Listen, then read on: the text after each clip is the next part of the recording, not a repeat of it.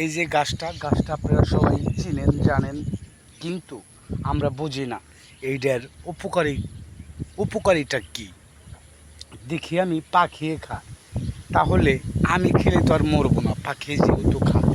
আমি একটা খাইয়ে দেখলাম, খাইয়ে দেখি ভাই, খাইছিলাম আমি বিকেলে। রাত্রে যখন আপনার ভাবির কাছে গেছি, তখন আপনার ভাবি বলে, আজকে তুমি কি খাইছো?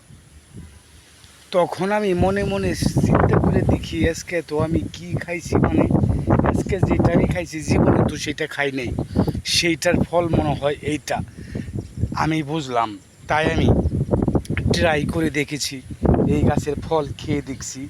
বাবা রে বাবা, যে উপকার ভাই, আপনারা পেলেই গাছ থেকে ছিঁড়ে টপ করে চাবিয়ে খাবেন।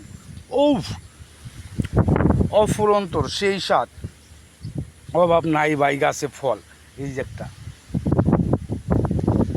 যে একটা ফল ভাই, সেই স্বাদ, অস্থির, টক মিষ্টি জাল জাল, খেলে খেলে বারবার খাইতে মন চাইব আপনাদের।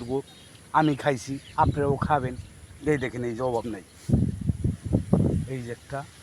তবে সাবধান, হাতে যদি কাটা না ফুটে। এত চুক্কা ছোঁয়া লাগলেই ঢুকে যায়, ঠিক আছে?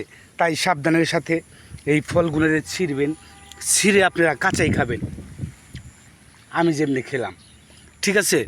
ঠিক এমনি ধরবেন, ধরে খাবেন, ঠিক আছে? এটা সেই স্বাদে যে ফল দেখছেন,